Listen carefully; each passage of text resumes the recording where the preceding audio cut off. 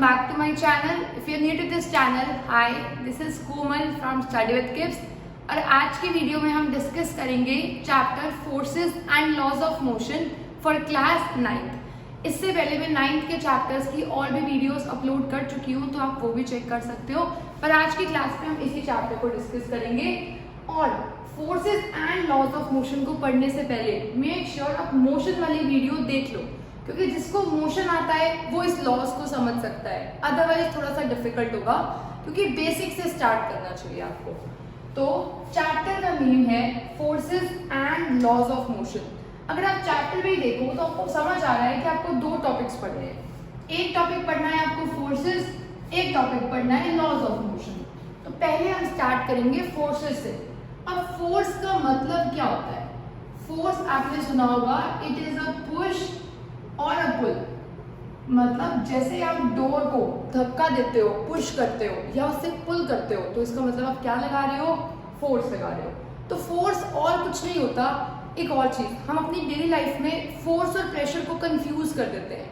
हमें लगता है हमने बोल दिया मैंने उस पर फोर्स लगाया, मतलब मैंने उस पर प्रेशर लगाया। साइंस में प्रेशर और फोर्स अलग अलग टर्म्स होती है। तो यहाँ पर हम प्रेशर नहीं पढ़ेंगे, फोर्स पढ़ेंगे। और प्रेशर हम नेक्स्ट चैप्टर में पढ़ेंगे, तब आपको पता चल जाएगा कि प्रेशर क्या होता है। अभी हम पढ़ेंगे फोर्स क्या होता है। फोर्स इज अ पुश और अ पुल। मतलब या तो आप किसी चीज को पुश कर रहे हो, धक्का मार रहे हो, या अपनी तरफ खींच रहे हो, तो इसी को क्या बोलते हैं? फोर्स। अब फोर्स कैसे हो सकता है, या फोर्स किन चीजों पे इफेक्ट डाल सकता है? फोर्स का काम क्या होता है? फोर्स काफी सारी चीजें कर सकता है, जैसे हम डिस्कस कर रहे हैं effects of force. Force can change the state of a body. अब इसका मतलब क्या है? स्टेट का मतलब होता है बॉडी के दो स्टेट्स हो सकते हैं, या तो वो है रेस्ट पे या वो है मोशन पे। मैंने बोला बॉडी की स्टेट को चेंज कर सकता है। इसका मतलब अगर कोई बॉडी रेस्ट पे है तो उसको मोशन पे ला सकता है, अगर कोई बॉडी मोशन पे है तो उसको रेस्ट पे ला सकता है। जैसे अगर कोई चीज रुकी हुई है, ये डस्टर है, ये रुका हुआ है, मैंने इस पे फोर्स लगाया, इसने चलना स्टार्ट कर दिया, तो फोर्स ने स्टेट चेंज कर दी। रेस्ट से किसमें ले आया? मोशन से। रेस्ट मतलब रुका हुआ, मोशन मतलब चलना। अभी ये चल रहा था, मैंने फोर्स लगाया, खींचा और उसे रोक लिया, मतलब ये किसी बॉडी को मोशन से किसमें ला सकता है? रेस्ट पे। जैसे आप एक्टिवा में एक्सेलरेट करते हो तो रेस्ट से चलने लग जाती है एक्टिवा, ब्रेक अप्लाई करते हो तो रुक जाती है। पर दोनों केसेस में आप क्या अप्लाई कर रहे हो? आप फोर्स अप्लाई कर रहे हो। तो first effect of force will be it can change the state of a body. If an object is at rest, अगर कोई चीज रुकी हुई है तो उसे चला सकता है, कोई चीज चल रही है तो उसे रोक भी सकता है। Second point, it can change shape and size of a body. अब shape and size of a body बोलने का मतलब क्या है? मान लो मेरे पास एक पेपर है, उस पेपर को मैंने ऐसे क्रश करके क्रम्बल कर दिया एक बॉल में, मतलब उस पेपर की रेक्टेंगुलर शेप को मैंने चेंज करके ऐसे सर्कल में कन्वर्ट कर दिया। तो हम बोलेंगे कि हम फोर्स लगा के किसी बॉडी की शेप और साइज को भी चेंज कर सकते हैं, या हम किसी बॉडी की स्टेट चेंज कर सकते हैं, या हम बॉडी की शेप और साइज को चेंज कर सकते हैं। थर्ड पॉइंट,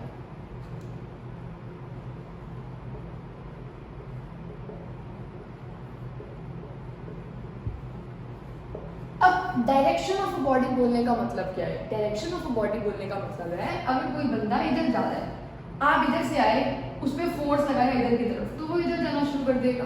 तो बॉडीज पे हम फोर्स लगा के उसकी क्या चेंज कर सकते हैं? डायरेक्शन को भी। ये सीधा चल रही है, मैंने इधर से फोर्स लगाया, इसको इधर चला दिया, तो इसकी डायरेक्शन क्या हो गई? चेंज हो गई। तो बॉडी की डायरेक्शन भी चेंज हो सकती है, किसके थ्रू? फोर्स के थ्रू। एक और चीज चेंज हो सकती है, वो है it can change the speed of a body. Speed कह लो, वेलोसिटी कह लो, अपने लास्ट चैप्टर में पढ़ लिया है कि हम तो पढ़ने वाले हैं स्ट्रेट लाइन मोशन। स्पीड और वेलोसिटी एक ही होती है।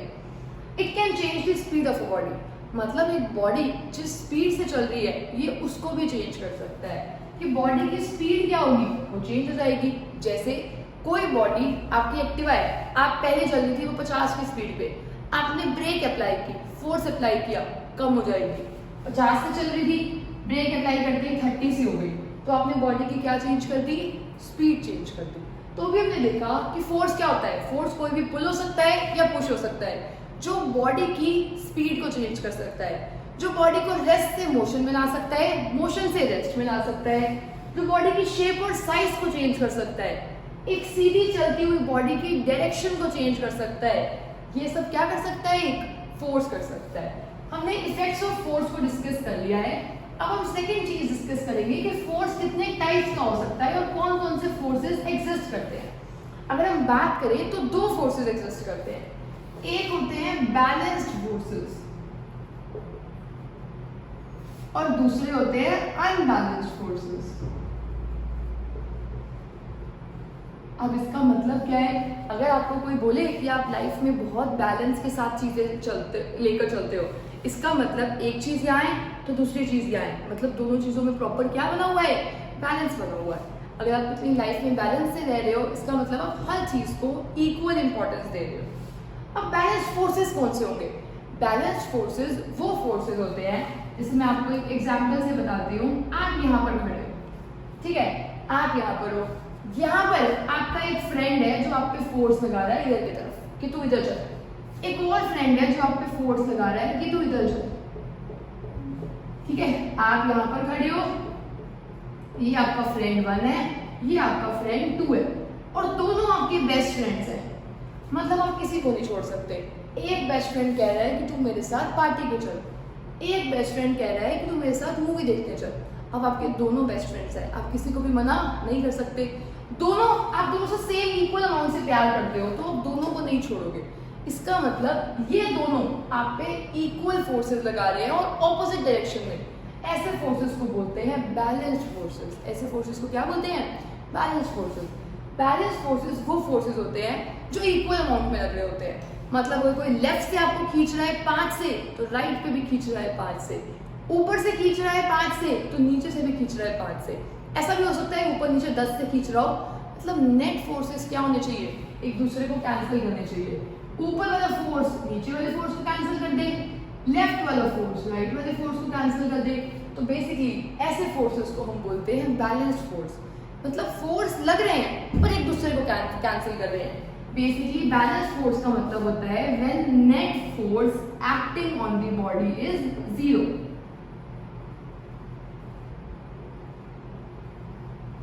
जब बॉडी पे कोई भी नेट फोर्स नहीं लग रहा होता, तो ऐसे फोर्सेस को हम बोलते हैं बैलेंस्ड फोर्सेस, क्योंकि दोनों बेस्ट फ्रेंड्स हैं। अब देखो हम नेक्स्ट सिचुएशन भी ले सकते हैं। अब नेक्स्ट सिचुएशन में क्या होगा? 2 फ्रेंड्स हैं आपके इस बार भी, पर एक फ्रेंड जो है वो आपका बेस्ट फ्रेंड है, जो एक फ्रेंड है वो आपका अभी नया फ्रेंड बना है, नॉर्मल फ्रेंड है। तो आप किसकी बात सुनोगे? बेस्ट फ्रेंड की। पुराना फ्रेंड है, काफी टाइम से फ्रेंड है। तो जो ये आपको फोर्स लगाएगा ये आप पे ज्यादा फोर्स लगाएगा, और जो ये फोर्स लगाएगा ये आप पे कम फोर्स लगाएगा। अब आपका बेस्ट फ्रेंड अगर आपको कह रहा है ना कि उसने पार्टी करने जाना है आपके साथ, तो आप उसी के साथ जाओगे और मूवी देखने का प्लान कैंसिल कर दोगे। पार्टी इंपॉर्टेंट है आपके लिए से। क्यों? क्योंकि कौन कह रहा है? आपका बेस्ट फ्रेंड। बेस्ट फ्रेंड कह रहा है, इसका मतलब इसका फोर्स ज्यादा है इससे, मतलब दोनों इक्वल अमाउंट में फोर्स नहीं लगा रहे हैं। जब दोनों इक्वल नहीं लगा रहे तो ये दोनों बैलेंस करके नहीं चल रहे, एक ज्यादा ऊपर है एक नीचे है। इसमें दोनों का बैलेंस था, एक इधर था दूसरा भी इधर था, उसमें एक का अथॉरिटी ऊपर है दूसरे की नीचे। तो आप इसकी बात सुनोगे तो ऐसे फोर्सेस को हम बोलते हैं अनबैलेंस्ड फोर्सेस। अनबैलेंस्ड फोर्सेस का मतलब है when net force acting is not 0। जब कोई नेट फोर्स लग रहा होता है, नेट फोर्स जो एक्ट हो रहा है वो 0 नहीं होता, उसे हम बोलते हैं अनबैलेंस्ड फोर्स। जब नेट फोर्स 0 होता है तो बैलेंस्ड, अनबैलेंस्ड होगा तो नेट फोर्स 0 नहीं होता। अगर हम बात करें बैलेंस और अनबैलेंस की, तो आप एक और डिफरेंस सोच सकते हो। अब देखो इन दोनों ने एक दूसरे को कैंसिल कर दिया तो आप कहीं नहीं गए। अब इसमें आप किसकी साइड गए? अपने बेस्ट फ्रेंड की साइड गए। इसमें तो आप रुके हुए थे। अगर मान लो आप खुद कहीं जा रहे होते, ठीक है, आप कहीं जा रहे हो मार्केट तक, एक फ्रेंड कह रहा है मूवी देखने चलो, एक फ्रेंड कह रहा है पार्टी करने चलो, होगा क्या? ये दोनों आपके बेस्ट फ्रेंड्स हैं। अब दोनों बेस्ट फ्रेंड्स, एक पार्टी कह रहा है एक मूवी कह रहा है, दोनों क्या करेंगे? एक आपको खींच रहा है एक उधर से खींच रहा है, पर इक्वल अमाउंट से खींच रहे हैं क्योंकि दोनों बेस्ट फ्रेंड्स हैं। तो ये दोनों एक दूसरे को कैंसिल कर देंगे और आप जहां जा रहे थे मार्केट वहीं जाते रहोगे। इसका मतलब है, देखो इस केस में जो दोनों फोर्सेस हैं वो आप पे एक्ट नहीं कर रहे। अब आपको इस केस में देखकर लग रहा होगा कि अगर नेट फोर्स 0 है तो बॉडी मूव नहीं करती, अगर नेट फोर्स 0 नहीं है तो बॉडी मूव करती है। आपने तो दिमाग में यही चीज बिठा लेनी है। आप बिठा लोगे अगर दोनों इक्वल अमाउंट से फोर्स लगा रहे हैं तो बॉडी रुकी रहेगी, अगर एक ज्यादा फोर्स लगा रहा है तभी बॉडी चलेगी। ऐसा जरूरी नहीं होता। अगर एक बंदा पहले से कहीं जा रहा हो और फिर उस पर बैलेंस फोर्स लग रहा हो तो वो फिर भी कहीं जाता रहता है, क्योंकि जहां वो पहले जा रहा था वो अभी भी वहीं जाएगा। इसका मतलब है, अगर आपको सिंपल लैंग्वेज में बोलूं तो फोर्स चाहिए होता है बॉडी की स्पीड को चेंज करने के लिए। इस केस में फोर्स की जरूरत बिल्कुल भी नहीं है। इस केस में नो फोर्स इज रिक्वायर्ड। आप देखो इस केस को अगर आप देखो तो फोर्स 0 है फिर भी बॉडी मूव कर रही है। तो ये एक एक्सेप्शन होती है। आपके एग्जाम में भी क्वेश्चन आ सकता है कि बॉडी पे फोर्स नहीं लग रहा, क्या जरूरी है कि बॉडी रेस्ट पे रहेगी? नहीं, हो सकता है बॉडी पे फोर्स ना लग रहा हो और बॉडी पहले से ही किसी मोशन में चल रही हो। इस मोशन को हम बोलते हैं यूनिफॉर्म मोशन। यूनिफॉर्म मोशन मतलब अगर वो पहले ही मार्केट जा रहा था, पहले वो अगर वो 10 की स्पीड से चल रहा था तो ये दोनों अपने आप को कैंसिल कर देंगे और ये बंदा वहीं जाता रहेगा। मतलब अगर आपको ये बात अवॉइड करनी हो तो आप अवॉइड भी कर सकते हो, मत पढ़ना इसे। और एक छोटी सी बात जो ध्यान से सुन रहे हैं वो सुने, बैलेंस फोर्सेस दोनों इक्वल अमाउंट में फोर्सेस हैं। इसका मतलब ये दोनों एक दूसरे को कैंसिल कर देंगे। अनबैलेंस फोर्सेस इसका मतलब अनइक्वल फोर्सेस है। जो बड़ा है वो अपने आप को डोमिनेट कर देगा। तो इसमें इसकी साइड बंदा जाएगा, इसमें बंदा कहीं नहीं जाएगा, वही जाएगा जहां वो पहले था। अगर वो पहले रुका हुआ था तो वो भी रुका रहेगा, अगर वो पहले चल रहा था अभी भी चलता रहेगा। इसका मतलब इस केस में जब बॉडी यूनिफॉर्म मोशन से चल रही होती है तो बॉडी को कोई भी फोर्स रिक्वायर्ड नहीं होता। तो हमने ये टॉपिक डिस्कस कर लिया। और आपने छोड़ना हो तो छोड़ देना, सिंपल लर्न कर लेना। बैलेंस फोर्सेस जब नेट फोर्स कितना ऐड कर रहा होता है 0, अनबैलेंस फोर्सेस जब नेट फोर्स कितना ऐड कर रहा होता है नॉट 0। और अगर आपको करना हो तो आप वीडियो को अच्छे से दोबारा से देखकर ये समझ सकते हो, क्योंकि थोड़ी सी कॉम्प्लिकेटेड चीज मैंने आपको बताई है जो 11th क्लास के लिए होती है। पर फिर भी ये क्वेश्चन मैंने 9th के काफी स्कूल्स में देखा है, इसलिए मैंने आपको बताया।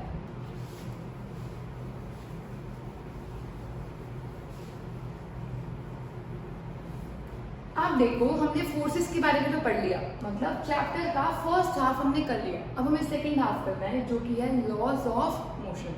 अब ना हमारे पास 3 लॉज है मोशन के जो न्यूटन ने दिए थे। हम एक एक करके मोशन के लॉज को डिस्कस करेंगे। उससे पहले आपको एक टर्म पता होनी चाहिए जो कि है इनर्शिया। अब इनर्शिया क्या होता है? It is natural tendency of a body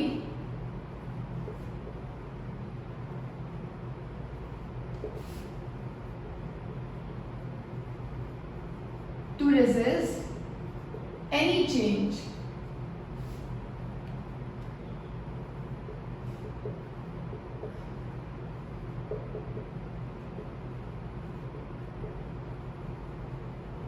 अब इसका मतलब क्या जो मैंने लिखा है, इट इज नेचुरल टेंडेंसी, मतलब एक नेचुरल टेंडेंसी है बॉडी की टू रेजिस्ट। रेजिस्ट का मतलब होता है अपोज,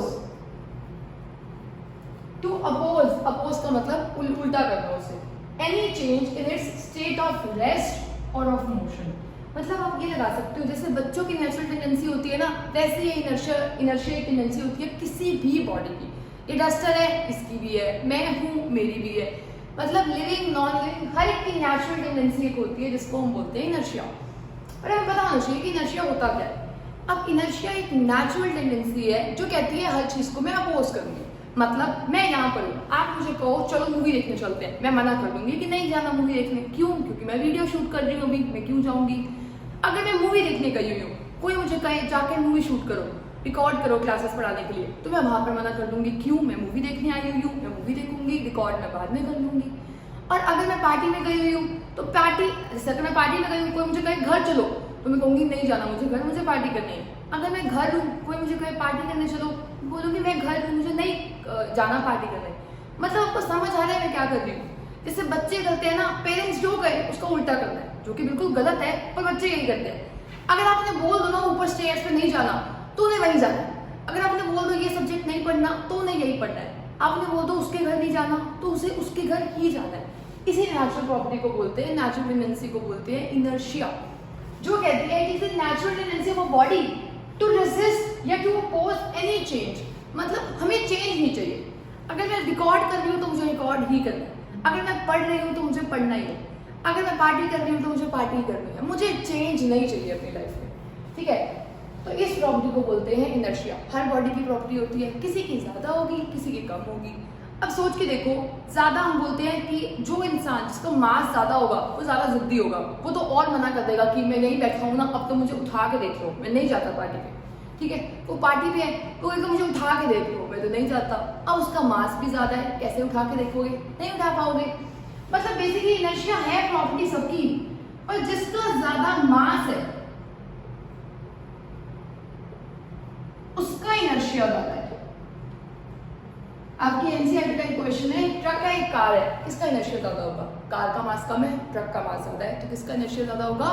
ट्रक का इनर्शिया ज्यादा होगा। मतलब ये प्रॉपर्टी हर एक की ही है कि उसे चेंज नहीं चाहिए। किसकी ज्यादा होगी? जिसका मास ज्यादा होगा। एक छोटा कॉइन है, एक मोटा कॉइन है, किसका इनर्शिया ज्यादा होगा? जो मोटा कॉइन है, जिसका मास ज्यादा होगा।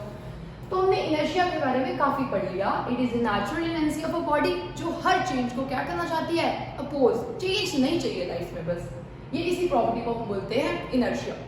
पर आपने एक ऑनलाइन में सुनी होगी, change is the only constant in life.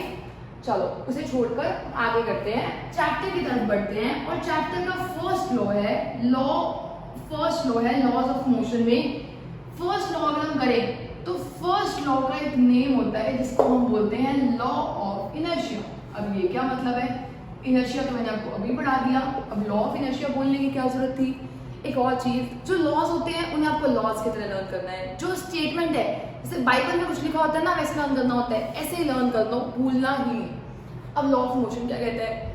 ये मोशन कहता है कि एक अगर बॉडी है तो उस बॉडी को अगर वो रेस्ट पे है तो वो रेस्ट पे ही रहना चाहेगी, अगर वो मोशन में है तो वो मोशन में ही रहना चाहेगी, अगर वो यूनिफॉर्म मोशन में है और स्ट्रेट जा रही है, अगर वो स्ट्रेट जा रही है तो वो वहीं जाना चाहती है।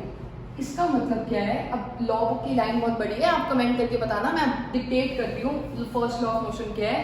It states that everybody continues in its state of rest or of uniform motion. Everybody, her body continues, continue करती है its state of rest, अपनी रेस्ट के स्टेट को, अपने रुके होने को या अपने चलते रहने को, unless and until an unbalanced force is applied on it. जब तक हम unbalanced force ना लगाएं तब तक बॉडी मूव नहीं करेगी। तो हर बॉडी कंटिन्यू करती है, अगर वो रेस्ट पे है तो रेस्ट पे रहेगी, मोशन पे है तो मोशन में रहेगी, और स्ट्रेट चल रही है तो स्ट्रेट चलती रहेगी। ये है हमारा फर्स्ट लॉ ऑफ मोशन, जो कि आपको ऐसा नहीं लग रहा लॉ ऑफ इनर्शिया ही तो हुआ। इनर्शिया कह रही है रुकी हुई हूँ तो रुके रहने दो, चल रही हूँ तो चलते रहने दो, यही तो लॉ इनर्शिया था। और यही पहला लॉ है कि अगर कोई बॉडी रुकी हुई है तो रुकी रहेगी, चल रही है तो चलती रहेगी, सीधी जा रही है तो सीधी जाती रहेगी, जब तक हम उस पर एक अनबैलेंस्ड फोर्स को अप्लाई ना करें। तो लॉज ऑफ मोशन में हमने यही पढ़ना था, जिसमें हमने पहला लॉ पढ़ लिया, जिसको हम फर्स्ट लॉ या फिर लॉ ऑफ इनर्शिया बोलते हैं।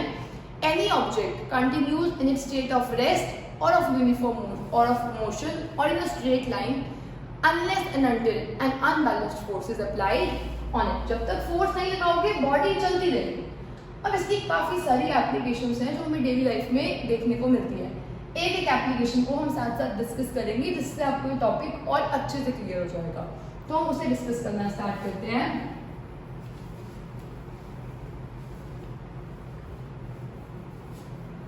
अब देखो इसका पहला एग्जाम्पल है, आपने अगर कभी नोटिस किया हो, अगर आप एक कार में बैठे हो, अगर ड्राइवर जो भी ड्राइव कर रहा है अगर वो सडनली ब्रेक्स अप्लाई करता है तो आप कहाँ गिरते हो? आगे की तरफ। आपने देखा होगा आप बहुत तेज आगे की तरफ गिरते हो, कभी कभी सिर भी लग जाता है आगे। इसका मतलब क्या है? ऐसा क्यों होता है? अगर मैं बोलूँ ये कार है एक, ठीक है, ये कार है, इस कार में आप जा रहे हो, तो आप यहाँ पर हो और ड्राइवर ने अचानक ब्रेक मार दी। अब आप आगे क्यों गिर रहे हो? इसका रीजन बताना है। इसका रीजन होगा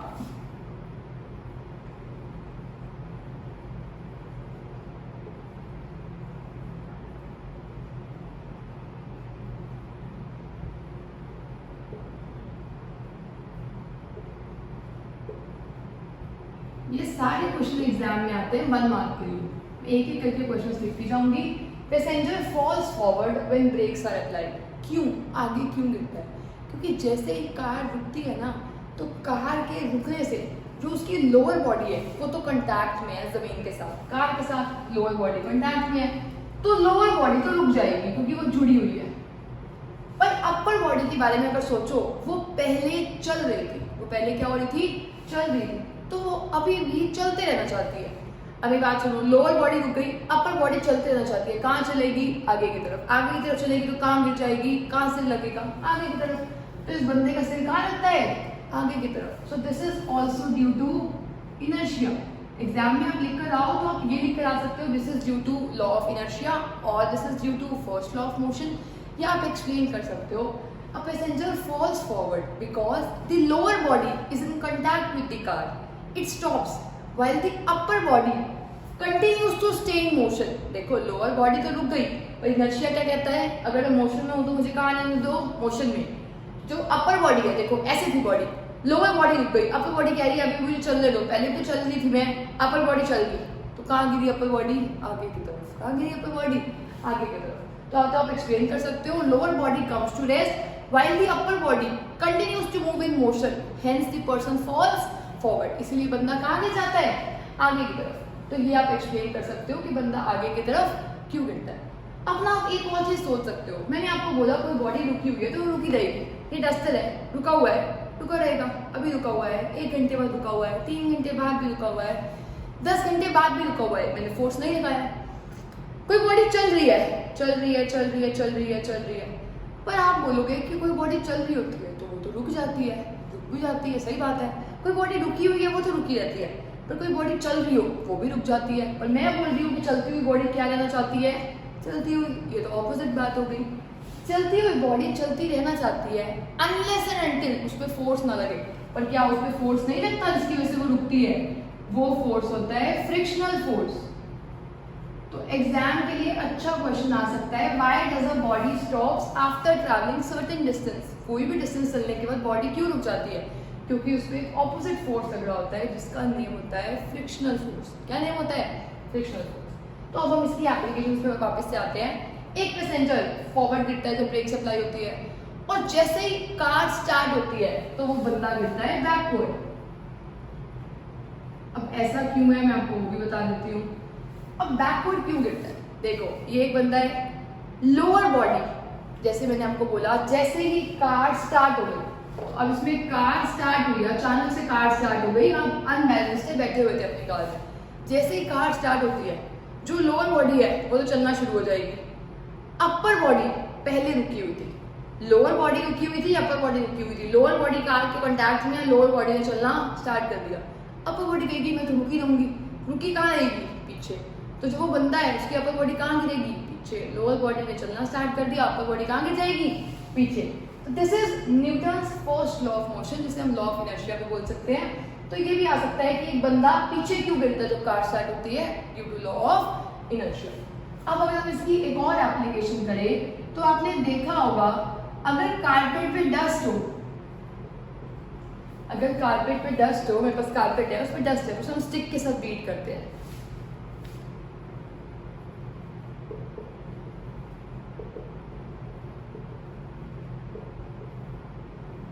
अब ऐसा क्यों होता है? देखो कारपेट है, जब हम कारपेट को बीट करेंगे तो कारपेट के अंदर डस्ट है, कारपेट को बीट किया तो कारपेट तो आ गया मोशन में, कारपेट ने चलना शुरू कर दिया, पर डस्ट कहाँ रहने की कोशिश करेगा? रेस्ट पे। कारपेट चल रहा है, डस्ट रुका हुआ है, कारपेट चल रहा है, डस्ट रुका हुआ है। ग्रेविटी अर्थ से कहाँ खींच लेगा डस्ट को? नीचे। इसलिए जब भी हम कारपेट को बीट करते हैं तो बीट करने से carpet comes into motion while dust tends to remain at rest. तो डस्ट कहाँ गिर जाएगी? नीचे। हर एक में आपको यही लिखना है, lower body comes into motion, upper body, lower body comes to rest, upper body tends to in motion. तो वो कहाँ गिर जाती है? आगे। यहाँ पर भी यही लिखना है, carpet comes into motion while dust tends to remain at rest, so it falls down. Same अगर एक ट्री है,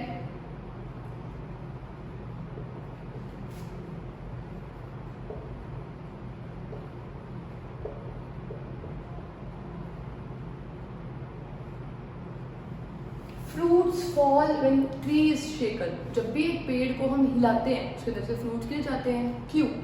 क्योंकि अगर हम बात करें ट्री की, उस पर मान लो ये एक फ्रूट लगा हुआ है, जैसे हमने ट्री को शेक किया, ट्री तो आ गया मोशन में, पर जो ये फ्रूट है ये पहले रुका हुआ था, ये अभी भी रुका हुआ रहना चाहता है।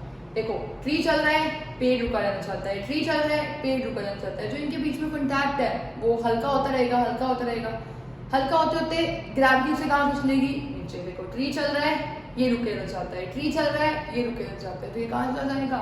नीचे। तो fruits fall when tree is shaken. तो हमने ये भी कर लिया, डस्ट कार्पेट भी कर लिया।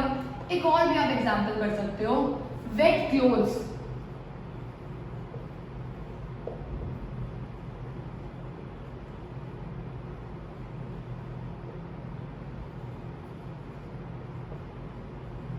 अब इसका मतलब क्या है? Wet clothes are given jerk before spreading. इसका मतलब है जो गीले कपड़े होते हैं, आपने अगर देखा हो, उनको तार पे डालने से पहले उनको एक जर्क किया जाता है, ऐसे एक झटका दिया जाता है। क्यों? देखो, पहले जो कपड़ा है और उसमें पानी है वो रेस्ट पे है। जैसे ही हम कपड़े को जर्क देते हैं, कपड़ा किस में आ जाता है? मोशन में। पर जो पानी है उसके अंदर वो अभी भी कहाँ रहने की कोशिश करेगा? रेस्ट पे। कपड़ा मोशन में आ गया, पानी रेस्ट पे रहने की कोशिश कर रहा है, पानी को ग्रेविटी कहाँ खींच लेगी? नीचे। तो आप देखना, किसी भी कपड़े को जब हम जर्क देते हैं तो थोड़ा सा पानी कहाँ गिर जाता है? नीचे, क्योंकि कपड़ा मोशन में आ जाता है, पर पानी अभी भी कहाँ रहने की कोशिश करता है? रेस्ट पे। इसका एक और एग्जाम्पल भी हो सकता है, मान लो आपके पास एक ग्लास टम्बलर है, आप ये एक्टिविटी जरूर करके देखना। ग्लास टम्बलर लेना, उसके ऊपर एक कार्डबोर्ड रख देना, उसके ऊपर एक कॉइन रख देना। ठीक है? करना क्या है? एक टम्बलर लिया, कार्डबोर्ड रखा, उसके ऊपर एक कॉइन रखा, और उस कार्डबोर्ड को ऐसे हिट करना, बहुत तेज सडनली हिट करना, यहाँ पर हिट करना। जैसे आप हिट करोगे, कॉइन कहाँ गिर जाएगा? नीचे। सेम रीजन, हर एक का सेम रीजन है। एक comes to motion, other one tends to at rest.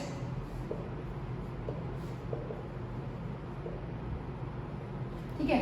अब इसमें क्या हो रहा है? जैसे ही आप कार्डबोर्ड को हिट कर रहे हो, cardboard comes to motion, cardboard चलना स्टार्ट हो गया, पर जो कॉइन है वो रुका रहेगा।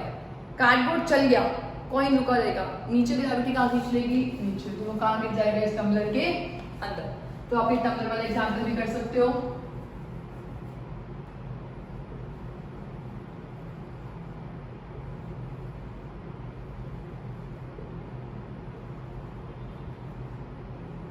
कॉइन नहीं, हम यहाँ पे लिख देंगे कार्डबोर्ड गिवन अ हिट। ये सारे क्वेश्चन एग्जाम में आते हैं, मैं ऐसे ही लिख रही हूँ, ये 1 मार्क के एग्जाम में क्वेश्चन आते हैं सारे, कोई भी आ सकता है इसमें से क्वेश्चन। इसका एक और रीजन भी है, एक और भी है। अगर आपने कभी देखा हो, जब भी कोई पैसेंजर अगर मूविंग बस से उतर रहा होता है तो हमेशा एडवाइस किया जाता है कि मूविंग बस से ऐसे नहीं उतरना चाहिए। क्यों नहीं उतरना चाहिए? जैसे ही बंदा मूविंग बस से जंप करेगा, उसकी जो लेग्स है, लोअर बॉडी है, वो तो रुक जाएगी क्योंकि वो तो कंटैक्ट में आ गई ग्राउंड के साथ। और उसकी अपर बॉडी पहले चल रही थी, क्योंकि बस चल रही थी तो उसकी अपर बॉडी पूरी चल रही थी, पर अब उसकी लोअर बॉडी रुक चुकी है, अपर बॉडी अभी भी चलना चाहेगी, तो बंदा ऐसे आगे गिर सकता है। देखो, लोअर बॉडी रुक गई, अपर बॉडी अभी भी चलना चाहती है, तो वो बंदा कहाँ गिर सकता है? आगे की तरफ गिर सकता है। इसीलिए अगर उसे अपने आप से बचना है, अगर उसे इस एक्सीडेंट को कॉज कराने से बचना है, तो उसे थोड़ा सा डिस्टेंस आगे चलते रहना पड़ेगा, ताकि वो अपने पैरों को मोशन में ना लाए। देखो, पहले उसकी बॉडी, क्योंकि बस चल रही है, पूरी बॉडी भी मूविंग है, जैसे ही वो ग्राउंड पे आया, लोअर बॉडी तो रुक गई, पर अपर बॉडी अभी भी चलना चाहती है, तो वो बंदा ऐसे गिर सकता है। पर अगर उसे नहीं गिरना, तो वो अपने पैरों को भी रुकने ना दे, पैरों को भी चलने दे, तो पूरी बॉडी कहाँ चलती रहेगी? आगे। तो इससे भी एक्सीडेंट्स सेव हो सकते हैं। अब अगर हम इसकी बात करें तो हमारा फर्स्ट लॉ कंप्लीट हो चुका है, बस एक टॉपिक हल्का सा रहता है, वो इसका ही एक एग्जाम्पल है। मैं आपको वो ऐसे एग्जाम्पल यहाँ पर बता देती हूँ। वो जो एग्जाम्पल है वो ये एग्जाम्पल है कि जब भी एक बंदा, अगर मान लो ये कार है, जब भी एक कार लेफ्ट की तरफ टर्न करती है तो आपको ऐसा लगता है कि आप राइट की तरफ गिर जाओगे। ये आप करके देखना, आज जाना गाड़ी पे, और गाड़ी जैसे ही लेफ्ट की तरफ टर्न ले रही होगी, आप पे ऐसे फोर्स लग रहा होगा, ऐसे लेफ्ट की तरफ जाते हो, आप गाड़ी लेफ्ट जा रही है, आप राइट जा रहे हो। ऐसा क्यों हो रहा है? देखो, ये भी इनर्शिया की वजह से ही है। इनर्शिया की वजह से कैसे है? जैसे ही पहले गाड़ी स्ट्रेट चल रही थी, आपकी बॉडी भी स्ट्रेट चल रही थी, गाड़ी लेफ्ट हो गई तो आपकी लोअर बॉडी लेफ्ट की तरफ हो गई, पर आपकी अपर बॉडी अभी भी वही जाना चाहती है जहाँ वो पहले चल रही थी। मतलब बॉडी, गाड़ी यहाँ जा चुकी है पर हमारी जो बॉडी है, अपर बॉडी, वो अभी भी वही जाना चाहती है जहाँ वो पहले जा रही थी। मतलब ये उसका अब का पाथ वो जाना चाहती है। मतलब गाड़ी यहाँ जा चुकी है, वो बंदा यहाँ जाना चाहता है। मतलब अपने कहाँ जा रहा है वो बंदा? राइट पे।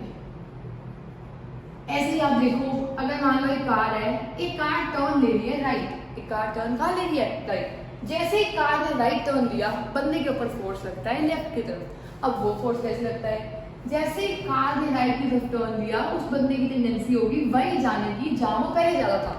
देखो कार यहाँ टर्न कर चुकी है, बंदा अभी वही जा रहा है। अब हम कहेंगे बंदा कहाँ शिफ्ट हो गया? लेफ्ट की तरफ। देखो उल्टा हो रहा है। जब कार टर्न ले रही है लेफ्ट की तरफ, कार लेफ्ट की तरफ ले रही है तो वो सीधा जाना चाह रहा है और वो सीधा अपने आप इसके राइट हो चुका है। जब कार राइट टर्न ले रही है तो वो सीधा जाना चाह रहा है, वो अपने आप में क्या हो चुका है? लेफ्ट हो चुका है।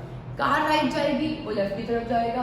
कार लेफ्ट की तरफ जाएगी, वो कहाँ जाएगा? अपने राइट की तरफ। तो ये एप्लीकेशन भी इनर्शिया की है, और अगर हम बोले तो ये इनर्शिया ऑफ डायरेक्शन की है। और इनर्शिया ऑफ डायरेक्शन की एक और एप्लीकेशन भी हो सकती है। अगर आपने देखा हो कार में अगर कोई मिट्टी फंस जाती है, तो कार में जब भी मिट्टी जाती फंसती है तो वो, ये इनर्शिया ऑफ डायरेक्शन का एग्जांपल था। इसका मतलब अगर बॉडी सीधा चल रही है तो वो सीधा ही चलना चाहती है। बॉडी सीधा चल रही थी, कार ने लेफ्ट टर्न ले लिया, वो सीधा ही चल रही है, मतलब वो कहाँ शिफ्ट होगी? राइट पे। कार ने राइट टर्न ले लिया, बॉडी अभी भी सीधा ही चल रही है, मतलब वो कहाँ शिफ्ट होगी? लेफ्ट पे। अब यहाँ भी इनर्शिया ऑफ डायरेक्शन का ही लगेगा। इनर्शिया ऑफ डायरेक्शन का मतलब क्या है? बॉडी जिस डायरेक्शन में जा रही है वहीं जाना चाहती है। कैसे? एक पॉइंट पे डायरेक्शन जो मिलती है एक सर्कल की, वो मिलती है टेंजेंट से। इसके बारे में आपको पहले पता होना चाहिए मैथ्स में। टेंजेंट एक पॉइंट होता है जो सर्कल को टच करता है एक ही पॉइंट पे। तो ये एक टेंजेंट है, ये एक टेंजेंट है, इस पॉइंट का ये टेंजेंट है, इस पॉइंट का ये, इस पॉइंट का ये, इस पॉइंट का ये। अब आपने कभी देखा हो अगर मिट्टी कोई फंस जाती है तो वो मिट्टी वही जाती है जो उस पॉइंट की डायरेक्शन है इनिशियली। मतलब किस पॉइंट की डायरेक्शन है? यहाँ पर, तो मिट्टी ऐसे जाएगी। अगर व्हील ऐसे ऐसे घूम रहा है, ऐसे ऐसे घूम रहा है मान लो व्हील, ठीक है, तो ये वाली इधर जाएगी, ये वाली इधर जाएगी, ये वाली इधर जाएगी। ऐसे आपने देखा भी होगा, अगर आप एक धागे में एक पत्थर को बांध दो और उसको घुमाओ, अगर वो धागा टूट गया तो ये वाला पत्थर वहां आगे जाएगा, ये वाला यहाँ आगे जाएगा, ये वाला यहाँ ऐसे जाएगा, ये वाला यहाँ जाएगा, ऐसे घूमता रहेगा, इधर वाला ऐसे जाएगा। तो ये भी उसका एग्जाम्पल है। तो मैंने आपको बोर्ड पे सारे एग्जाम्पल्स लिख दिए हैं फर्स्ट लॉ ऑफ मोशन के। अगर आपको कोई डिटेल में समझना हो तो वीडियो को बैक करके भी देख सकते हो। अब हमारा फर्स्ट लॉ कंप्लीट हो चुका है। अब हम करने वाले हैं सेकेंड लॉ की बात। अब सेकेंड लॉ क्या होगा? पहला लॉ तो यही था, कोई बॉडी चल रही है चलने दो, रुकी हुई है तो रुके रहने दो। और अगर कोई बॉडी सीधी चल रही है तो वो सीधी चलना ही चाहती है जब तक हम उस पर क्या ना लगाए? एक फोर्स ना लगाए, अनबैलेंस्ड फोर्स ना लगाए। ठीक है, अब हम करने वाले हैं second law of motion. Second law of motion state करता है rate of change of momentum is directly proportional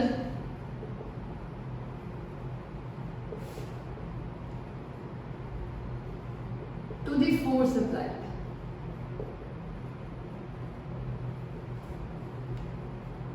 And it acts in the direction of force applied.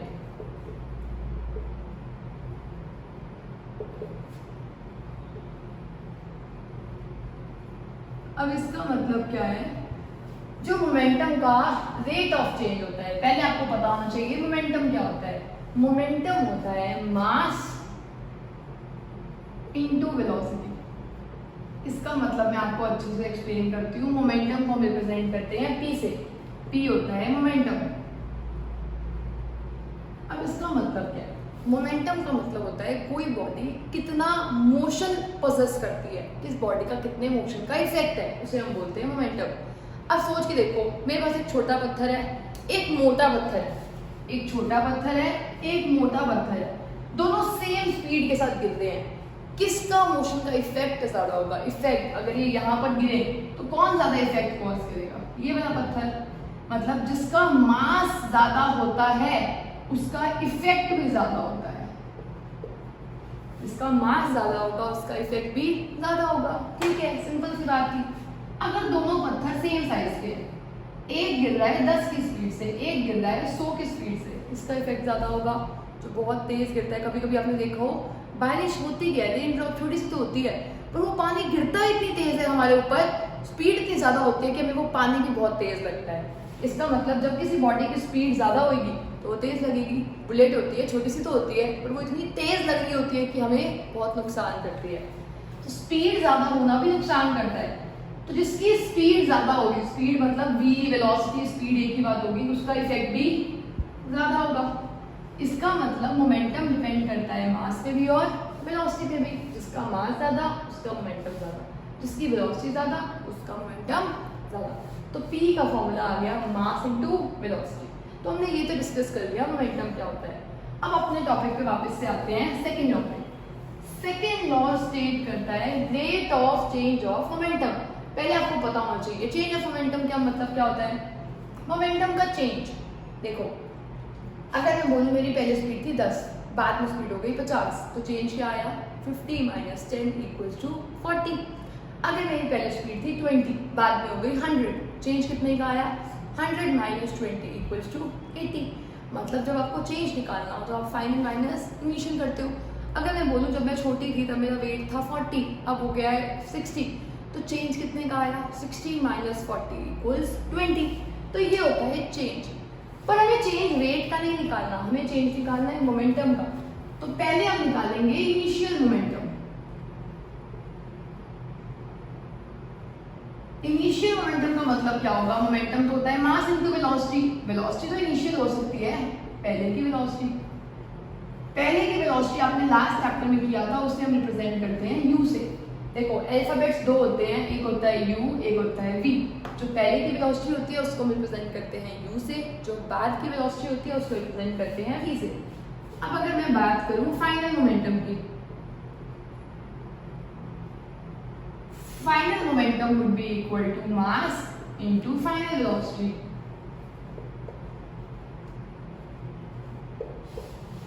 ठीक है, तो मास है m, फाइनल वेलोसिटी है v। इनिशियल मोमेंटम हो जाएगा mu, final momentum हो जाएगा mv। हमें मोमेंटम से मतलब नहीं है, हमें किससे मतलब है, ये चेंज ऑफ मोमेंटम से। एक एक वर्ड को अच्छे से समझेंगे। चेंज कितना होगा,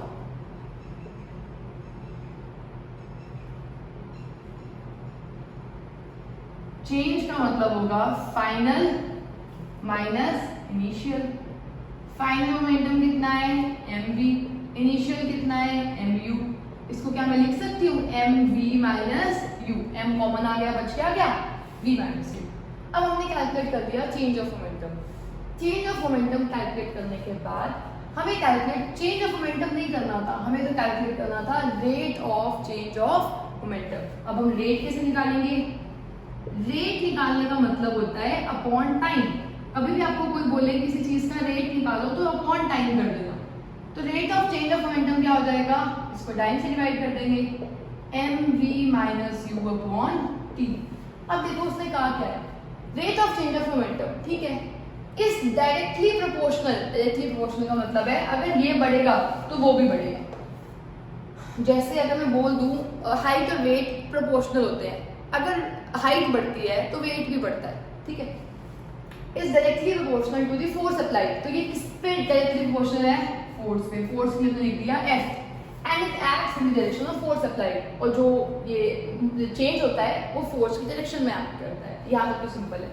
इसका मतलब क्या है, it is directly proportional to force. इसका मतलब ये बढ़ेगा तो ये बढ़ेगा, मतलब मैं ये भी लिख सकती हूँ force is directly proportional to mv minus u upon t। अब आप एक बात को समझ लो, जब भी डायरेक्टली प्रोपोर्शनल का साइन हटता है तो एक कांस्टेंट आता है। क्या आता है, एक कांस्टेंट। जैसे मैं बोलूं अगर y equals to 2, y equals y is directly proportional to x।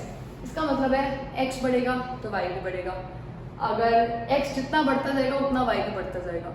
पर ऐसा भी तो हो सकता है बीच में कांस्टेंट भी हो, जैसे अगर एक 2 कांस्टेंट हो, इसका मतलब है अगर x 1 होगा तो y 2 होगा, x 2 होगा तो y 4 होगा। बढ़ तो रहा है नंबर। x 3 होगा तो y 6 होगा।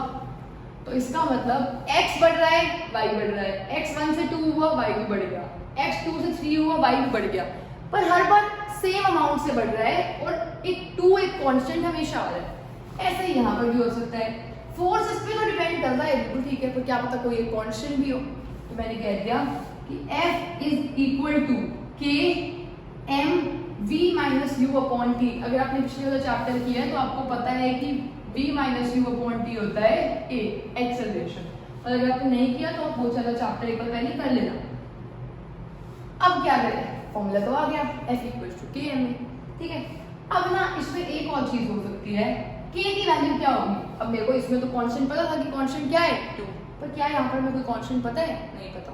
पर हमें ना एक बात पता है कि जब फोर्स की यूनिट होती है न्यूटन, साइंटिस्ट का काफी ज्यादा कंट्रीब्यूशन था, इसलिए हमने यूनिट उनके नाम पर रख दी। क्या रख दी, न्यूटन।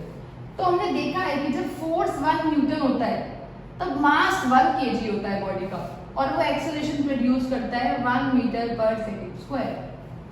मैं अपनी बात को रिपीट कर रही हूँ। ऐसा देखा गया है कि अगर एक बॉडी है मेरे पास, इसका मास 1 kg है, कोई भी चीज है जिसका मास कितना है 1 kg, अगर उस पर हम 1 न्यूटन का फोर्स लगाएं, ए की फोर्स लगाएं, तो उसमें एक्सेलरेशन प्रोड्यूस होती है ए की। मतलब ये एक हुआ तो ये भी एक होगा, ये भी एक होगा। तो आपको अपने आप नहीं लग रहा कि के की वैल्यू कितनी आ गई, के की वैल्यू आ गई 1, के की वैल्यू कितनी आ गई 1। अब अगर के की वैल्यू 1 है तो इसका मतलब इस फॉर्मूले में के कुछ है ही नहीं, तो के को मैं क्या कर दूं 1, तो F की वैल्यू आ गई m इंटू ए। आपको इस फॉर्मूले को लर्न करके चलना है, न्यूमेरिकल्स में काफी हेल्प करेगा आपकी।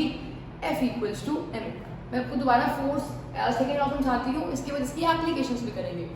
सेकेंड लॉ स्टेट करता है rate of change of momentum is directly proportional to force applied. इसका मतलब जितना बॉडी में मोमेंटम का रेट का चेंज आएगा उतना ही फोर्स होगा। मतलब जितना फोर्स अप्लाई करोगे उतना बॉडी के मोमेंटम में चेंज हो जाएगा। मतलब अगर कम फोर्स अप्लाई किया तो उसमें चेंज भी कम आएगा, ज्यादा फोर्स अप्लाई करोगे तो उसमें चेंज ज्यादा आएगा। सही बात है। इसमें अगर मैं कम फोर्स अप्लाई करूंगी तो इसके पहले के मोमेंटम में और बाद के मोशन में कम फर्क आएगा। अगर मैं ज्यादा फोर्स अप्लाई करूंगी तो इसके पहले और बाद में जो चेंज आएगा वो ज्यादा का आएगा। यही सेकंड लॉ कह रहा है। तो पहले मैं इनिशियल मोमेंटम निकाला mu, फाइनल निकाला mv, चेंज किया mv minus mu, rate of change में t से डिवाइड कर दिया, v minus u upon t होता है a के इक्वल, और हमें बताया कि ये होता है, तो k की वैल्यू कितनी आ गई 1। और ये सेकंड लॉ की डेरिवेशन एग्जाम के लिए बहुत इंपॉर्टेंट है, वो कह सकते हैं इसको प्रूव करके दिखाओ, इसलिए हमने ये किया है। अब हम इस लॉ की करेंगे एप्लीकेशंस, जो एप्लीकेशंस बहुत अच्छी है। इस लॉ की जो एप्लीकेशंस है वो आप डेली लाइफ में डेली विटनेस करते हो, पर आपको पता भी नहीं होता कि वो इस लॉ पे बेस्ड है। तो अब हम उन्हीं एप्लीकेशंस की बात करते हैं। उसमें ये वाला फॉर्मूला ऊपर लिख दूंगी आपके लिए, F इक्वल्स टू ma, या फिर K को अगर मैं 1 पुट कर दूं तो F इक्वल्स टू ma, यहाँ पर मैं लिख सकती हूँ F equals to K m v minus U upon t, और K क्या है 1, तो F equals to m v minus U upon t।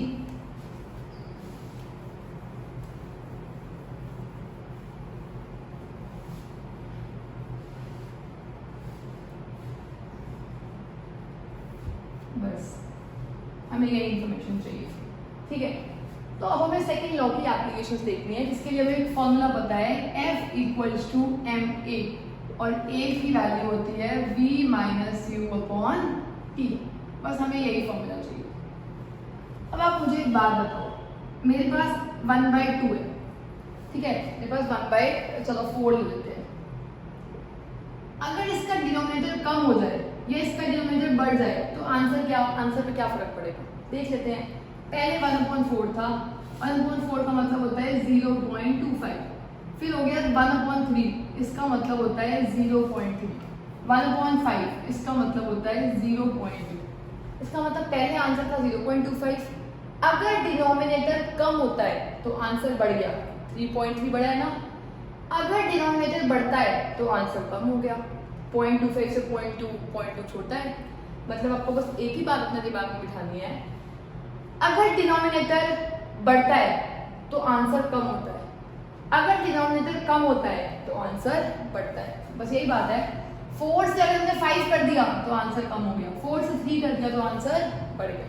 इसका मतलब न्यूमरेटर अगर ये कम होता है तो ये बढ़ता है, ये बढ़ता है तो ये कम होता है। मतलब अगर टाइम कम होगा तो फोर्स ज्यादा लगेगा, सिंपल सी बात, ठीक है। इसकी हम एप्लीकेशन करते हैं।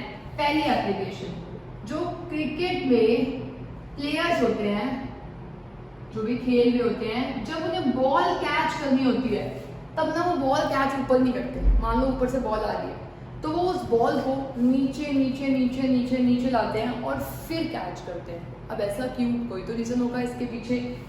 इसके पीछे जो रीजन है वो इतना सिंपल सा ही है कि क्रिकेट प्लेयर्स अपने हाथ को लोअर क्यों करते हैं।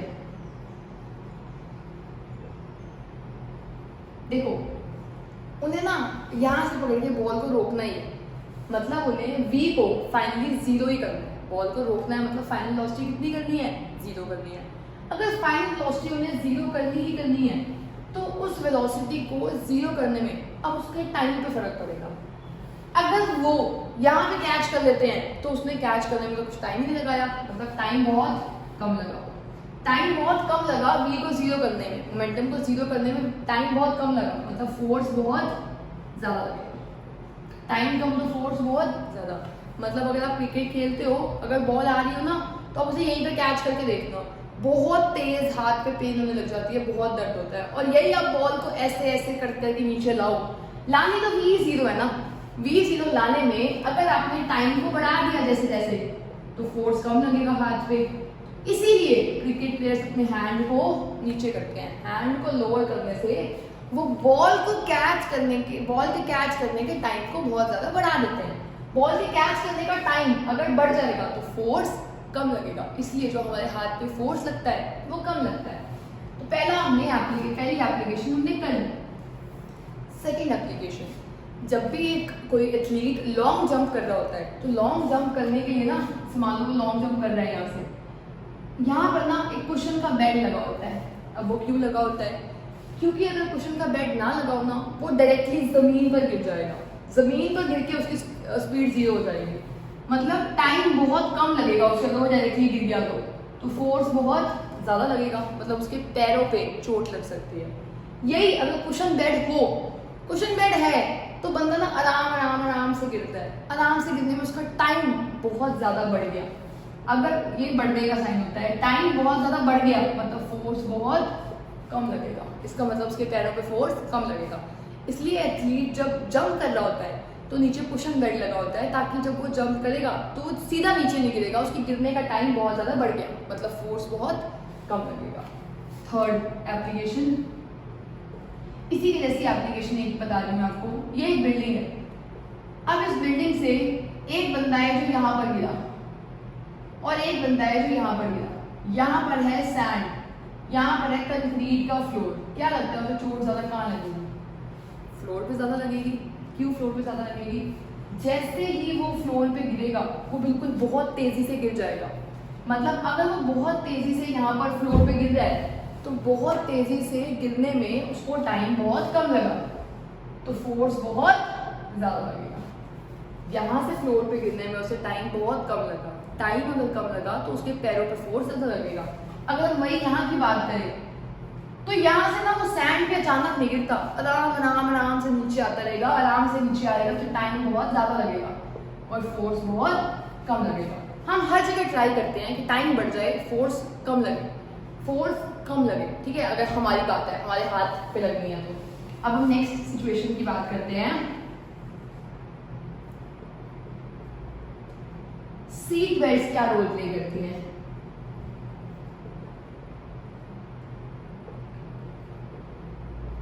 सीट बेल्ट का रोल क्या होता है? मैंने आपको अभी पहले भी बताया था। जैसे ही कार ब्रेक मारती है, जैसे ही कार रुकती है, हम कहाँ गिरते हैं? बहुत आगे की तरफ। अगर हम सीधा आगे गिरते हैं तो हमारा फेस पे इंजरीज आ सकती हैं, चोट लग सकती है। सीट बेल्ट क्या करती है? सीट बेल्ट हमें आगे गिरने के टाइम को बढ़ा देती है। एक बेल्ट है जो उसने हमें बांध के रखा हुआ है, मतलब हम आगे अचानक नहीं गिरेंगे, रुक के गिरेंगे, मतलब टाइम बहुत ज्यादा बढ़ जाएगा हमारा गिरने का, फोर्स हमें लगने का कम हो जाएगा। सीट बेल्ट का टाइम जब बढ़ जाता है तो फोर्स कम लगता है। अगर हम बात करें नेक्स्ट एप्लीकेशन की, तो नेक्स्ट एप्लीकेशन में हम एक और एप्लीकेशन की बात कर रहे हैं जिसमें हम कह रहे हैं चाइना वेयर जो होते हैं, जो बर्तन होते हैं, उन्हें स्ट्रॉ पेपर में, जो कांच के बर्तन हैं, ग्लास के जो बर्तन होते हैं, जो ग्लास के बर्तन होंगे उन्हें ना स्ट्रॉ पेपर में पैक किया जाता है, एक दूसरा तीसरा, मतलब पेपर बीच में होता है। क्यों? अगर आप वो ना बहुत दूर से ट्रांसपोर्ट हो रहे होते हैं, अगर दोनों एक दूसरे के ऊपर गिर गए, एक दूसरे के ऊपर गिरने का टाइम बहुत कम हो गया, दोनों एक दूसरे पे बहुत ज़्यादा फोर्स लगा देंगे, और दोनों ज़्यादा फोर्स लगाएंगे तो सारे चाइना वेयर जो बर्तन है वो टूट सकते हैं। इसके लिए हमने पेपर लगा दिया। अब एक्सीडेंट में भी ना किसी में भी वो एक दूसरे पे उनके गिरने का टाइम बहुत ज़्यादा बढ़ चुका है, टाइम अगर बढ़ जाएगा तो वो एक दूसरे पे इतना फोर्स नहीं लगाते, एक दूसरे पे वो फोर्स लगाएंगे तो वो बर्तन टूटेंगे भी नहीं। तो हमने ये देख लिया कि चाइना वेयर्स को हम किस पे पैक करके रखते हैं, स्ट्रॉ में। इसके अलावा हमने क्रिकेट प्लेयर वाली एप्लीकेशन देखी, उन्होंने टाइम बढ़ा दिया, टाइम बढ़ा दिया तो फोर्स कम लगेगा। इस केस में भी टाइम बढ़ा दिया, फोर्स कम लगेगा। इस केस में भी टाइम बढ़ा दिया, फोर्स कम लगेगा। इस केस में भी टाइम बढ़ा दिया, फोर्स कम लगेगा। इसमें हमने चाइना वेयर्स के केस में भी हमने पेपर इसलिए लगाया है ताकि टाइम बढ़ जाए और फोर्स कम लगे। जहाँ पर मैंने उल्टा एरो शो किया हुआ था वहां पर मैं आपको ये शो कर रही थी कि वैसा अगर होता, अगर चाइना पेपर ना लगा होता तो। ठीक है, अब अगर हम 6 उसकी बात करें तो अगर एक कराटे प्लेयर को आपने देखा हो, कराटे प्लेयर एक ब्रिक है, उसमें इतना हाथ मारता है और वो ब्रिक टूट जाती है, पर अगर हम करें ना तो वो टूटती नहीं है। क्यों? ऐसा क्यों होता है? ऐसा इसलिए होता है क्योंकि जब हम करते हैं तो हमारा हाथ ना इतनी तेजी से क्रॉस नहीं करता, मतलब हम बहुत ज्यादा टाइम लेते हैं उसे हिट करने के लिए, हमारा टाइम ज्यादा होता है और हम फोर्स ज्यादा नहीं लगा पाते उस पर, मतलब हमारा उसे मारने का टाइम बहुत ज्यादा है, टाइम बहुत ज्यादा, तो हम फोर्स ज्यादा नहीं लगा पा रहे, हम ज्यादा फोर्स नहीं लगा रहे तो वो ब्रिक्स टूट भी नहीं रही। अब अगर हम कराटे प्लेयर की बात करें तो कराटे प्लेयर ये नहीं करता, कराटे प्लेयर टाइम बहुत कम लेता है। आपने उसके हैंड्स देखे होंगे, बहुत ऐसे स्विफ्टली हवा में मूव करते हैं, टाइम बहुत कम लिया तो वो फोर्स बहुत ज्यादा लगा देते हैं उस पे, ईट पे, तो वो टूट जाती है। तो ये थे कुछ एप्लीकेशन जो हमने डिस्कस किए of second law of motion. I hope आपको यहाँ तक क्लियर हुआ होगा कि सेकंड लॉ ऑफ मोशन कहाँ पर अप्लाई होता है, और ये हर जगह देखते हैं, cricket player, seat bags, china wares, ये वाला सैंड पे गिरते हैं तो लोगों को चोट नहीं लगती है, कराटे प्लेयर, ये सारी एप्लीकेशन हमारी डेली लाइफ से रिलेटेड है, इसी को फिजिक्स बोलते हैं, फिजिकल वर्ल्ड से रिलेटेड। अब हम नेक्स्ट लॉ करेंगे जो कि है थर्ड लॉ ऑफ मोशन। अब हम करने वाले हैं लास्ट लॉ ऑफ मोशन जिसे हम बोलते हैं थर्ड लॉ। अगर हम थर्ड लॉ की बात करें तो थर्ड लॉ स्टेट करता है to every action there is equal and opposite reaction. मतलब ये गांधी जी की बात को बिल्कुल अपोज करता है, ये कहता है हर एक्शन का इक्वल और ऑपोजिट रिएक्शन होता है, हर एक्शन का इक्वल एंड ऑपोजिट रिएक्शन होता है। गांधी जी बोलते थे अगर कोई आपके एक गाल पे थप्पड़ मारे तो दूसरा गाल आगे कर देना चाहिए, तो ये वो नहीं कह रहा, ये उससे ऑपोजिट बात कह रहा है। ये कह रहा है अगर आपके ऊपर कोई अटैक करेगा, एक्शन करेगा, तो आप उसके ऊपर उल्टा रिएक्शन करके आओगे ही आओगे। एक फ्रेंड दूसरे फ्रेंड को मारे, दूसरा भी पहले वाले को मार के ही आएगा। ये लॉ कहता है third law of motion. Third law of motion state करता है अगर पहली बॉडी दूसरी बॉडी पे फोर्स लगाती है तो दूसरी भी पहली बॉडी पे फोर्स लगाएगी, उतना ही लगाएगी, ऑपोजिट डायरेक्शन में लगाएगी, उतना ही लगाएगी, कम नहीं लगाएगी। एक ने उसको बहुत तेज मारा, दूसरा उसे कम नहीं मारेगा, बराबर ही मार के आएगा। तो ये कहता है थर्ड लॉ, और स्टेटमेंट आपको ऐसे लर्न करनी है, to every action there is equal and opposite reaction. हर एक्शन का इक्वल एंड ऑपोजिट रिएक्शन होता है। जैसे अगर मैं आपको एक बात बताऊं, जब भी एप्लीकेशन अगर मैं आपको इसकी बताऊं, जब भी बुलेट फायर होती है गन से, होगा क्या, मान लो ये गन है, मेरी ड्राइंग बहुत ही ज्यादा खराब है, ठीक है, ये एक गन है, इसमें से क्या फायर हो रही है, बुलेट फायर हो रही है। अगर हम एक गन में से बुलेट फायर करते हैं तो आपने कभी देखा हो, जो फन फेयर में जाओ, जब हम शूट करते हैं तो एक हैंड में ना एक जर्क फील होता है, ऐसा लगता है झटका लग गया पीछे की तरफ। वो होता क्या है, वो यही होता है, देखो गन ने बुलेट अंदर थी, गन ने बुलेट को बहुत तेज आगे भेजा, गन ने बुलेट पे कहाँ फोर्स लगाया, आगे। मैं यहाँ ऐसे लिख देती हूँ, force on bullet by gun, force on bullet by gun. ये किस डायरेक्शन में है, फॉरवर्ड डायरेक्शन में। Force on gun by the bullet would be in backward direction. Equal force लगता है, मतलब गन ने जितना फोर्स बुलेट पे आगे लगाया, बुलेट उतना ही फोर्स गन पे पीछे लगाएगी, इसलिए आपका हाथ कहाँ जाता है, पीछे, क्योंकि उस बुलेट ने आपके ऊपर फोर्स लगाया है, गन के ऊपर फोर्स लगाया है बैकवर्ड। पर आप सोच रहे होगे बुलेट तो बहुत आगे जाती है, पर हमारा हाथ गन तो इतनी पीछे नहीं जाता, क्यों? इसके पीछे भी एक रीजन है, कंसेप्ट की बात है, समझ के देखो। फोर्स इक्वल होता है मास इनटू एक्सेलरेशन के। अभी हमने सेकंड लॉ में डिस्कस किया था, फोर्स क्या होता है, mass into acceleration. Mass into acceleration मतलब फोर्स दोनों सेम लगाते हैं। मैंने मान लिया एक नंबर है फोर्स 1000, फोर्स कितना लगना है, 1000 ही लगना है। मैंने दो बॉडीज मान ली, एक मान ली बुलेट, एक मान ली गन, और मुझे पता है दोनों की तरफ से फोर्स कितना आना चाहिए, 1000। अगर मैं गन की बात करूं, गन बड़ी होती है, भारी होती है, गन का मास भी ज्यादा होता है। अगर मैंने गन का मास 1000 मान लिया तो एक्सेलरेशन मुझे 1 माननी पड़ेगी ताकि मेरा आंसर कितना आ जाए, 1000। अब अगर मैं बुलेट की बात करूं, बुलेट छोटी सी होती है, बुलेट का मास बहुत कम होता है। अगर मैंने बुलेट का मास 1 मान लिया तो मुझे एक्सेलरेशन 1000 माननी पड़ेगी। ये m है, ये a है, ये m है, ये a है, ये गन का है, ये बुलेट का है। ध्यान सुनो, 1 into 1000 1000, 1000 into 1 1000, क्योंकि फोर्स सेम लगाती है बॉडीज, ठीक है, फोर्स सेम लग रहा है अभी भी। अगर मैं बोलूं फोर्स दोनों केसेस में सेम लग रहा है, पर जिस बुलेट का मास 1 है उसमें एक्सेलरेशन प्रोड्यूस हो रही है 1000। एक्सेलरेशन 1000 का मतलब पता है क्या होता है, 1 सेकंड में चेंज 1000 का हो रहा है। मतलब अगर बुलेट पहले रुकी हुई थी तो अब वो 1000 की स्पीड से जाएगी, तो आपको दिखेगी बुलेट आगे जाते हुए। अब देखो गन का मास था 1000, तो गन में एक्सेलरेशन 1 की हो रही है, मतलब 1 सेकंड में सिर्फ 1 का चेंज आ रहा है। मतलब अगर पहले गन रुकी हुई थी 0 पे थी तो अब गन 1 से पीछे जाएगी। क्या पता चल रहा है आपको?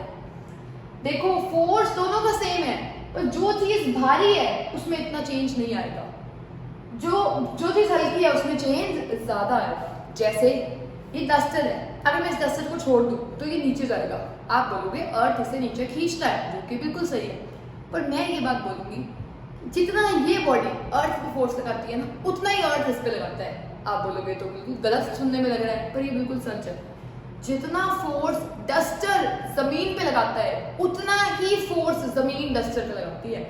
पर डस्टर ही क्यों नीचे जाता हुआ दिखता है, यहाँ पर हम लिखते हैं, डस्टर की बात भी कर लेते हैं। मान लो फोर्स इनके बीच में 1000 लग रहा है, चलो 10,000 मान लेते हैं, ठीक है। अब मैंने इस तरफ लिख लिया डस्टर, उधर लिख लिया अर्थ। अगर मैं डस्टर की बात करूँ, अर्थ की बात करूँ, अर्थ बहुत भारी है, अर्थ का मास मान लिया मैंने 10,000, तो अर्थ में एक्सेलरेशन कितनी प्रोड्यूस होगी, 1 की, क्योंकि आंसर 10,000 आना चाहिए। डस्टर का तो मास अर्थ के मुकाबले कुछ है ही नहीं, 1 होएगा डस्टर का मास। एक्सेलरेशन डस्टर में कितनी आई, 1000। इसका मतलब डस्टर जो पहले रुका हुआ था 0 की स्पीड पे था, वो 1000 की स्पीड से मूव कर रहा है, तो आपको चेंज पता चलेगा। जो अर्थ है वो अगर 0 की स्पीड से था तो अब वो 1 की स्पीड से मूव कर रहा है, जो आपको पता नहीं चलेगा। यहाँ पर तो 1 आया है, अर्थ का मास इसके मुकाबले 10,000 थोड़ी होता है, पता नहीं कितनी जीरोस लगानी पड़ेगी जो इतना होता है, तो एक्सेलरेशन में कुछ चेंज आएगा ही नहीं। फिर एक्सेलरेशन में एक्चुअल में चेंज आता ही नहीं है, एक्सेलरेशन में चेंज इतना कम आता है कि अर्थ का में नोटिसेबल नहीं होता। तो अगर एग्जाम में क्वेश्चन आए, और ये मैंने देखा है बच्चों को गलत करके आते हैं क्वेश्चन, कि डस्टर, उन्हें लगता है कि अर्थ डस्टर पे ज्यादा फोर्स लगाता है, डस्टर अर्थ पे कम लगाता है, बल्कि दोनों इक्वल फोर्स लगाते हैं। जितना फोर्स डस्टर अर्थ पे लगाता है उतना ही फोर्स अर्थ भी किस पे लगाती है, डस्टर पे। तो दोनों का फोर्स इक्वल एंड ऑपोजिट होता है। तो यहाँ पर हमने एक केस देख लिया कि बुलेट को जब हम गन से फायर करते हैं, दो क्वेश्चन डिस्कस किए। बुलेट को जब गन से फायर करते हैं तो बुलेट कहाँ जाती है, फॉरवर्ड, गन कहाँ जाती है, बैकवर्ड। एक तो ये क्वेश्चन डिस्कस किया। दूसरा क्वेश्चन हमने ये डिस्कस किया, गन ज्यादा बैकवर्ड क्यों नहीं जाती, बुलेट ज्यादा फॉरवर्ड क्यों जाती है, क्योंकि गन हैवी है, इसका मास ज्यादा होगा, उसके अंदर चेंज कम आएगा। नेक्स्ट, हाउ वी वॉक, हम चलते कैसे हैं। हर एक का आंसर यही आता है, जो बुलेट का है ना वही आंसर इसका आएगा। बुलेट गन से फायर होती है, क्यों, क्योंकि जो गन है वो बुलेट पे फॉरवर्ड फोर्स लगाती है, तो बुलेट गन पे बैकवर्ड फोर्स लगाती है। हाउ वी वॉक, हम जब चलते हैं हम ग्राउंड पे बैकवर्ड फोर्स लगाते हैं, ग्राउंड हम पे फॉरवर्ड फोर्स लगाती है। हम ग्राउंड को पीछे से धक्का मारते हैं, चल के देखना, हम ग्राउंड को पीछे धक्का मार रहे हैं और ग्राउंड हम पे कहाँ फोर्स लगाएगी, फॉरवर्ड। अब आपने देखा होगा बनाना के छिलके के ऊपर, बनाना पील के ऊपर चलो तो आप चल नहीं पाते हो, क्यों, फिसल जाते हो, क्योंकि बनाना की पील स्लिपरी होती है। स्लिपरी पे आप फोर्स लगा नहीं पाते हो पीछे। अगर आप पीछे फोर्स नहीं लगा पाओगे, एक्शन नहीं कर पाओगे, तो आपको अच्छा रिएक्शन भी नहीं मिलेगा। अच्छा एक्शन नहीं किया, अच्छा रिएक्शन नहीं मिलेगा, रिएक्शन नहीं मिलेगा, इसलिए बनाना पील के ऊपर हम चल नहीं पाते, इसके ऊपर नॉर्मल फ्लोर के ऊपर हम चल पाते हैं। Third question, why is it difficult to hold a hose pipe? Hose pipe वो पाइप होता है जो आग बुझाने के लिए पाइप यूज करते हैं ना, फायर एक्सटिंग्विशर्स वाले जो लोग आते हैं, वो वाला पाइप होता है होज पाइप। अब होज पाइप ना बहुत ऐसा पाइप होता है जिसमें से पानी बहुत तेज प्रेशर में आ रहा होता है कि आग को बुझाना है।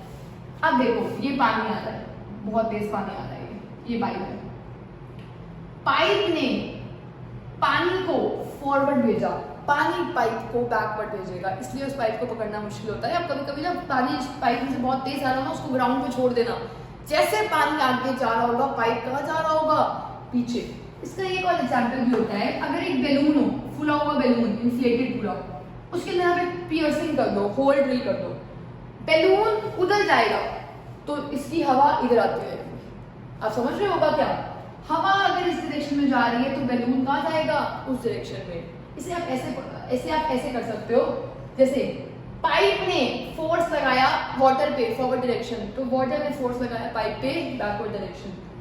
गन ने बुलेट पे फोर्स लगाया फॉरवर्ड डायरेक्शन, बुलेट ने गन पे फोर्स लगाया बैकवर्ड डायरेक्शन। हमने ग्राउंड पे फोर्स लगाया बैकवर्ड डायरेक्शन, ग्राउंड ने हम पे फोर्स लगाया फॉरवर्ड डायरेक्शन। ऐसे ही हमने ये 4 एग्जाम्पल्स भी कर लिए। अब अगर हम 5th एप्लीकेशन की बात करें, जो कि हम 3rd लॉ की बात कर रहे हैं, अगर हम बोर्ड से आगे की तरफ जंप करते हैं, मान लो ये बोर्ड है,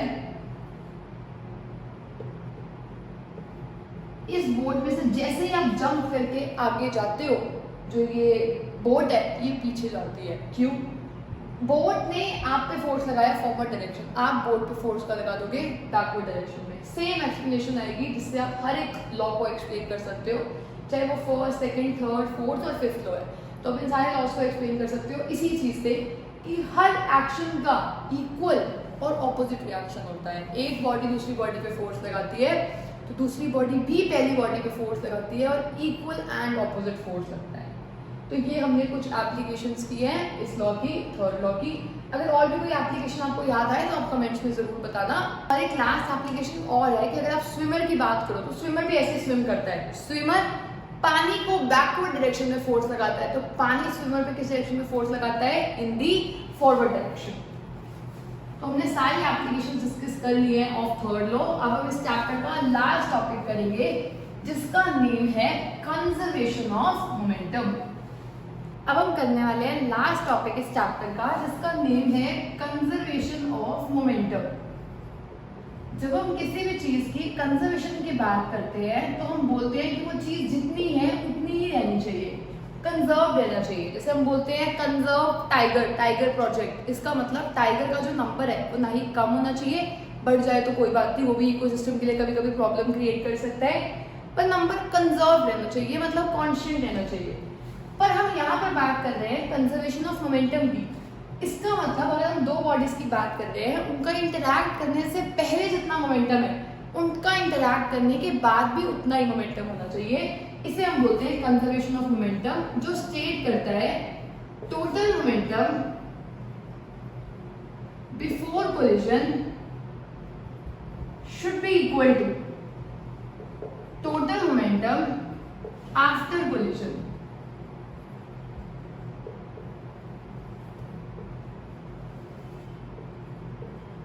इसका मतलब है कोलिजन से पहले जितना मोमेंटम है उतना ही मोमेंटम कब होना चाहिए? कोलिजन के बाद भी।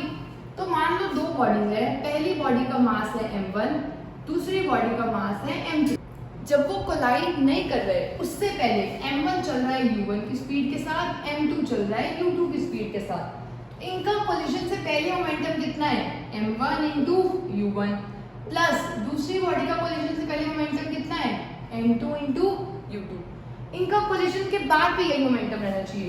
दोनों ने कोलाइड किया, कोलाइड करने के बाद में जो मोमेंटम है, पहली बॉडी दूसरी बॉडी, पहली बॉडी ने मूव करना स्टार्ट कर दिया v1 की स्पीड के साथ, दूसरी बॉडी ने मूव करना स्टार्ट कर दिया v2 की स्पीड के साथ। तो पहली बॉडी और दूसरी बॉडी जो कोलिजन से पहले दोनों का मोमेंटम था और कोलिजन के बाद जो दोनों का मोमेंटम है वो सेम रहना चाहिए। मतलब हमें ये प्रूफ करना है कि m1 u1 plus m2 u2 equals to m1v1 plus m2v2। हमें इस बात को तो प्रूव करना है कि जो पहले का मोमेंटम है वो बाद के मोमेंटम के क्या होना चाहिए, इक्वल।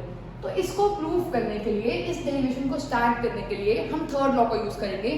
थर्ड लॉ स्टेट करता है कि पहली बॉडी पे दूसरी बॉडी जितना फोर्स लगाती है उतना ही फोर्स पहली बॉडी लगाती है दूसरी बॉडी पे। पर एक चीज होती है कि दोनों की डायरेक्शन क्या होती है, opposite. To every action there is equal and opposite reaction. मतलब दूसरी बॉडी पहली बॉडी पे जितना फोर्स लगाएगी उतना ही फोर्स पहली बॉडी भी दूसरी बॉडी पे लगाएगी, पर दोनों की डायरेक्शन क्या होती है, बिल्कुल ऑपोजिट। ठीक है, तो फोर्स का हमने फॉर्मूला सेकंड लॉ के हिसाब से किया है, वो होता है change in momentum upon time. तो मोमेंटम, अब बात तो पहली बॉडी की हो रही है ना, जो पहले लिखते हैं उस बॉडी की बात होती है, पहली बॉडी की बात हो रही है, पहली बॉडी में मोमेंटम में चेंज कितना आया। तो यहां पर मैं लिखूंगी change in momentum for first body upon time equals to second body का मोमेंटम चेंज हो गया, change in momentum for second body upon time. अब देखो एक ही टाइम के लिए दोनों एक दूसरे पे फोर्स लगा रही है, तो फोर्स टाइम एक दूसरे को क्या कर देंगे, कैंसिल। इधर चेंज इन मोमेंटम, पहली बॉडी में मोमेंटम में कितना चेंज आया है, पहली बॉडी का मोमेंटम पहले था m1v1, बाद में हो गया m1v1। चेंज कितना आया, m1v1 माइनस m1u1, इसे बोलते हैं change in momentum for first body. यहाँ पर नेगेटिव साइन भी आएगा। सेकेंड बॉडी में चेंज कितना आया, पहले था m2u2, अब हो गया है m2v2, तो m2v2 माइनस m1u1, सॉरी बाद में मोमेंटम हो गया है m2v2, पहले मोमेंटम था m2 इंटू u2। हम सेकेंड बॉडी की बात कर रहे हैं, ठीक है। अब नेगेटिव साइन पुट कर देते हैं,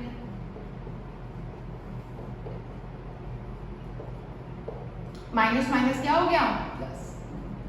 अब देखो ये यहाँ पर m1v1 है, ये माइनस से इधर जाकर प्लस हो गया, ये माइनस से इधर जाकर प्लस हो गया,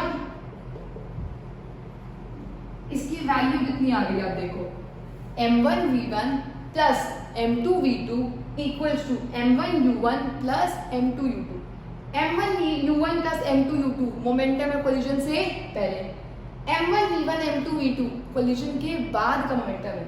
तो मोमेंटम पहले कोलिजन का, मोमेंटम बाद कोलिजन का, दोनों क्या होने चाहिए, इक्वल।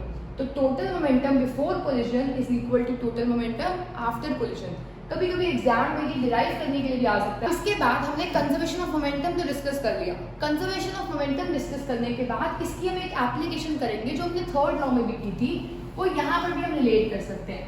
तो इसकी एप्लीकेशन के लिए हम यही फॉर्मूला यूज करेंगे जो कि है total momentum before collision should be equal to total momentum after collision.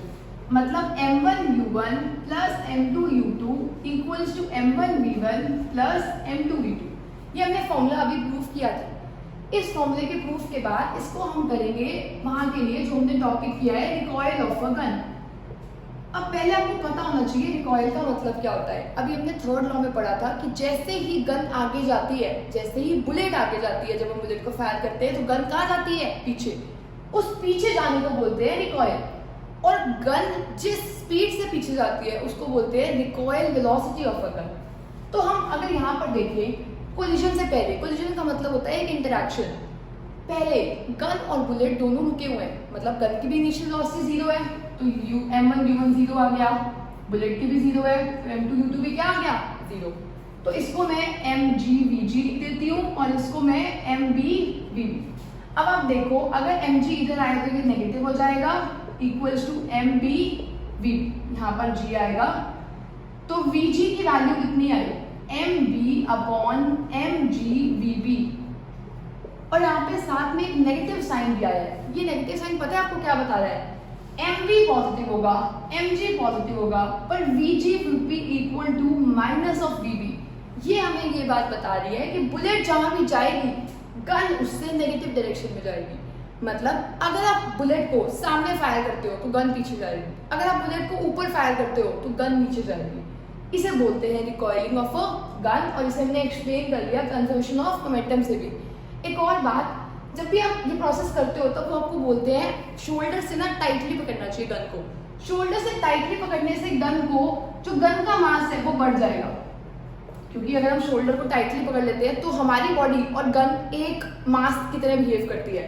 Total mass बढ़ गया गन का, जब ये मास बढ़ गया तो गन की वेलोसिटी कम हो जाएगी, मतलब गन पहले भी बहुत कम स्पीड से पीछे जा रही थी, अब और भी कम स्पीड से पीछे जाएगी, तो आपके हाथ पे जो झटका लगना था ना वो नहीं लगेगा।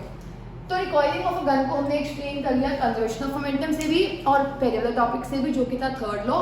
सो आई होप आपको ये चैप्टर पूरा क्लियर हुआ होगा, जिसमें आज हमने डिस्कस किया था forces and laws of motion. I hope you like the video and if you did, आप चैनल को प्लीज दूसरों के साथ भी शेयर करना। Thanks for